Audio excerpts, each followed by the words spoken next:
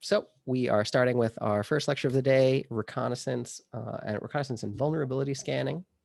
So let me share my screen, go over here, or really reconnaissance and asset management. We'll do some vulnerability scanning later in the day. And so we get started here. It's 10 o'clock. Do you know where your assets are, right?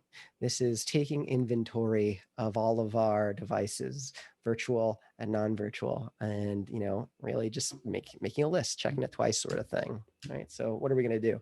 Quick review on identify/enumeration. Again, I'm referencing that NIST framework. The first part of it is identify. We have to know what is on our network in order to protect it. And that should make you think back to enumeration in red team phase, right?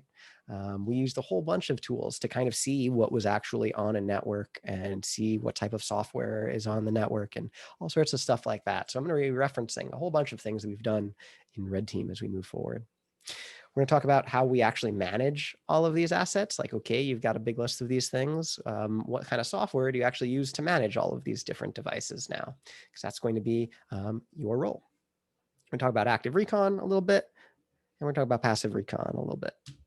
So quick review on enumeration, right? Can someone give me the example of enumeration? What are we talking about when we say enumeration?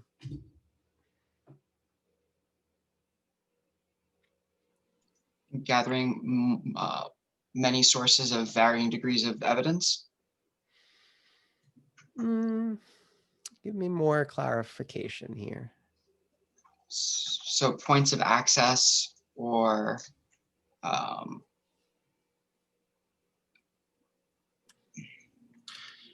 any basic information that can be used against an organization.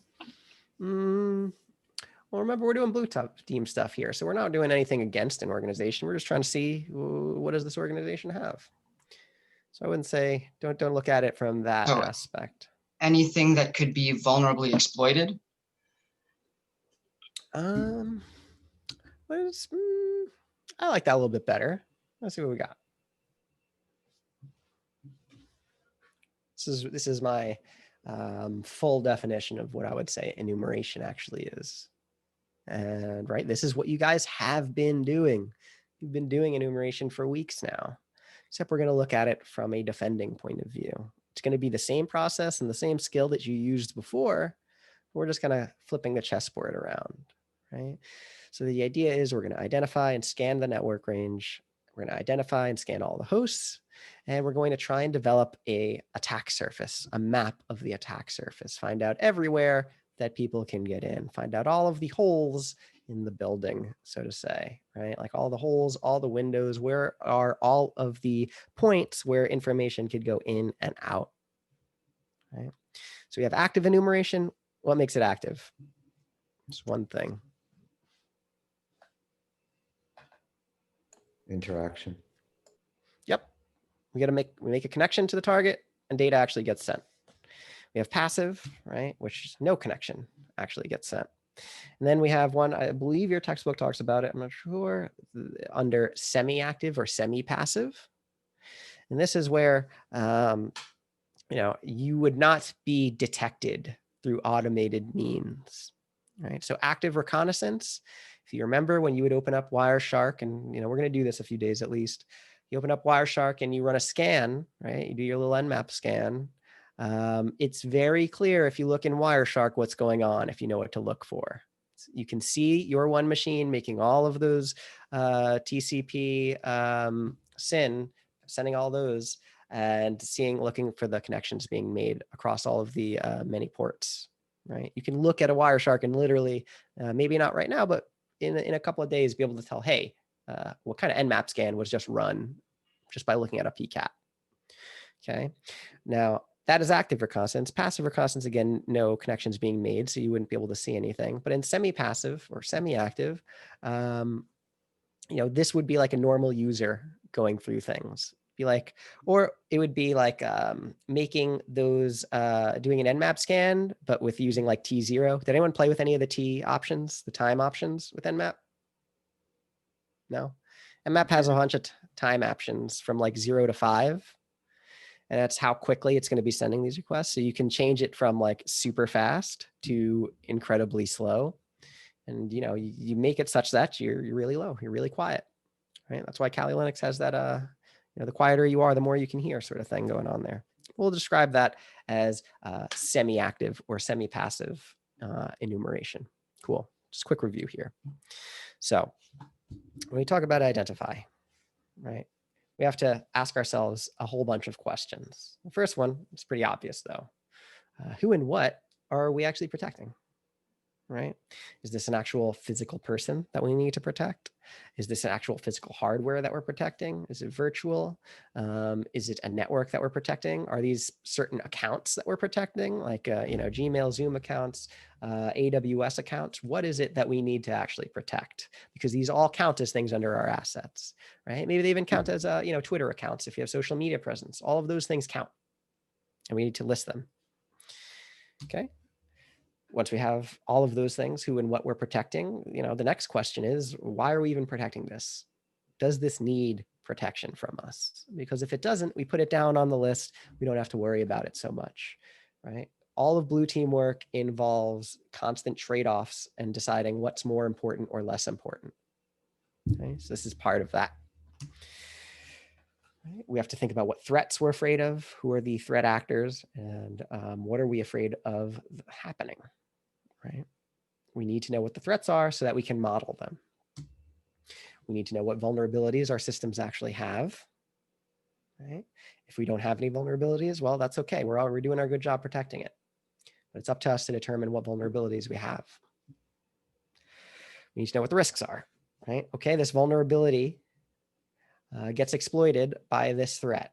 What does that mean? What is the potential impact to the business, right? Maybe it's not a big deal. Who cares? We don't have to protect it.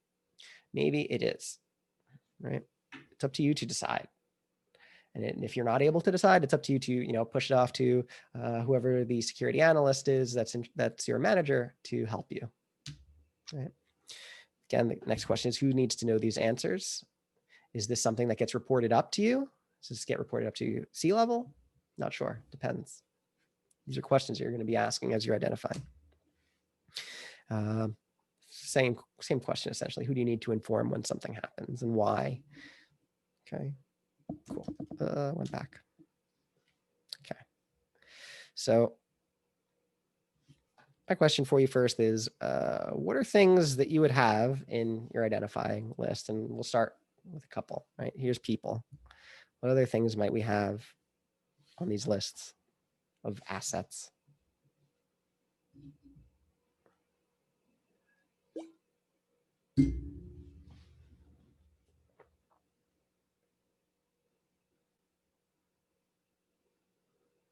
Could devices be a part of that?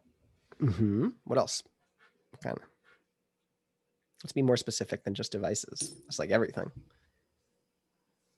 Employees. Yeah, I'll put that under people. Here, I'll give you a second. Hard Asset drive? inventory lists. I'll give you this. I'll make it more general so you guys see. Things that we would have under identify, you'd have people lists, right? Maybe organizational lists. You'd have your asset inventory, right? So huge lists of all of the devices that are used in your organization, maybe like laptops and their MAC addresses and stuff like that, routers, switches, cell phone devices, anything like that. Network maps. So if you have VLANs, you have any kind of LANs, any kind of actual network maps, right? These are going to be things that are under your identify, right? This is going to be what you're building under identify. Dependencies, right? Probably didn't think too much about these, but this is another thing that you're going to want to list under identify, right? If you have some software that requires other software to run in order to work, you need to be aware of that, right? You need to be aware of what things depend on other things. Lists of vulnerabilities, right? You want to be aware of all of your vulnerabilities. You want to be aware of all of your threats, right? All of these things need to be listed out. When I'm talking about identify, I'm talking about the process of literally making documents with all of these things listed out so you can look at them. It's having like the whole map of your kingdom here, right? Having both your internal and your external threats happening, okay? As well as the risks. Cool. So what does asset management actually kind of look like, and what is it? right? So you track your assets and you associate them by some kind of identifier. Right? You need some kind of tagging system to manage all of these assets.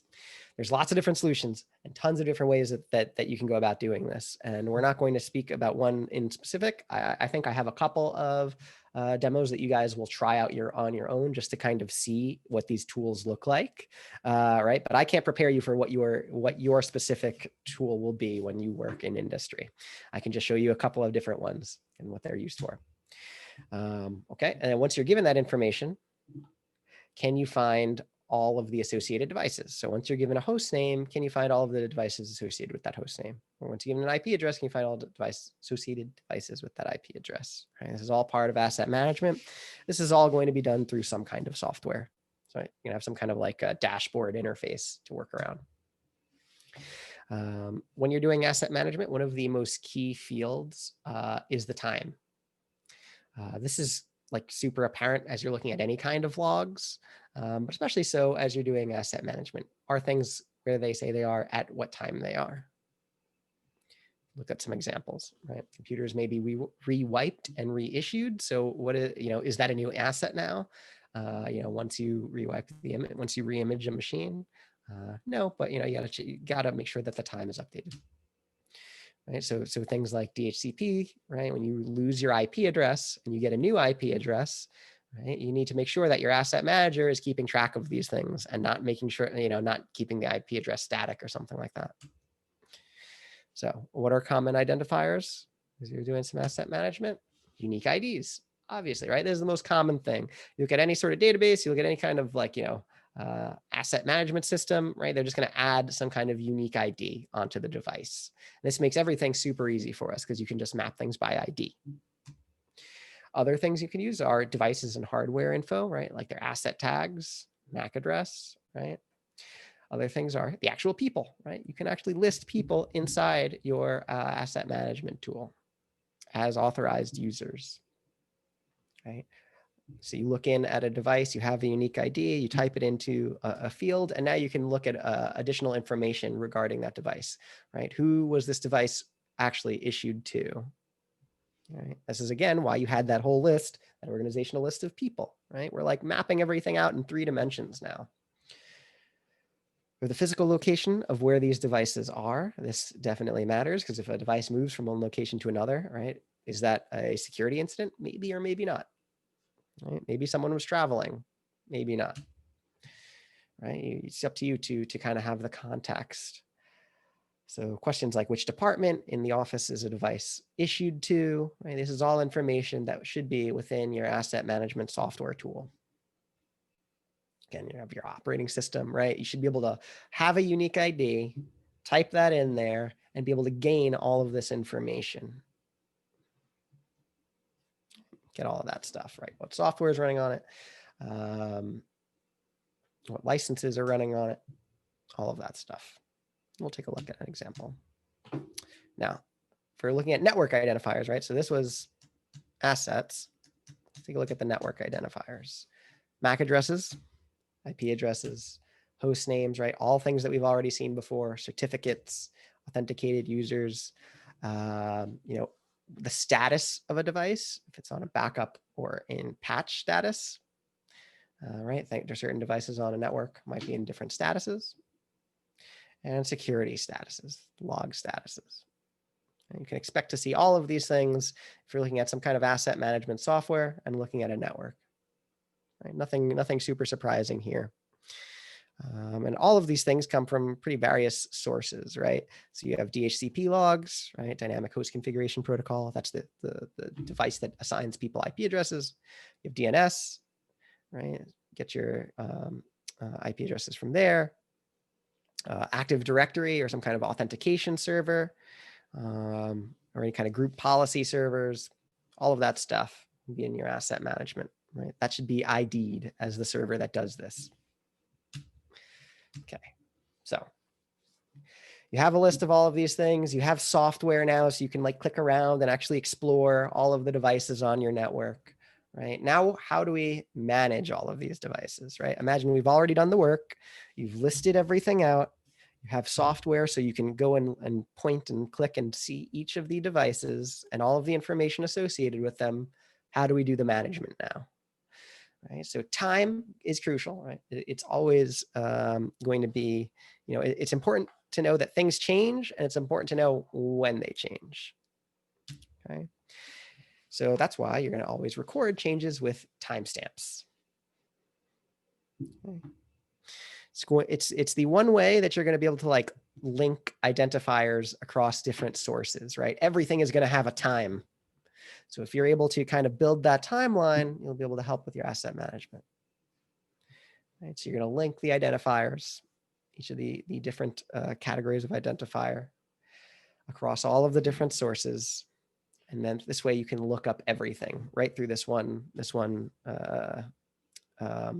device, this one interface, I should say. Okay. So active recon, this is all going to look familiar to you from Red Team, right? Any activity that can be seen or logged, we're going to count as active recon, right? If it's in the logs, it's active recon essentially. Port scanners, right? So Nmap, you've used Nmap, right? That is a tool that is definitely a blue team tool too, right? It's for seeing everything that's on the network. It is the most ubiquitous blue team tool that's out there. It is not a red team tool. Right, so you have other ones too. Angry IP, I'm not so familiar with. You have external versus internal reconnaissance, right? So am I doing reconnaissance like I'm outside of the network and only looking at publicly available things? Or is it reconnaissance like I've, literally just put my computer into the jack and I'm on the network? And then finally, we have vulnerability scanners here for active recon. You should be familiar with them, right? You've used some. You've used NICTO. It's a web vulnerability scanner. We're going to be using another vulnerability scanner today called, are we doing Open Bus? I'll see which one we're going to use. Nessus, I think we're going to use. Okay. And then the other things we have for passive recon, things like packet analysis. So if I give you a PCAP and you're like studying that file, that's packet analysis. That's passive reconnaissance. You are not directly making connections with targets, right? You're looking at net flow data.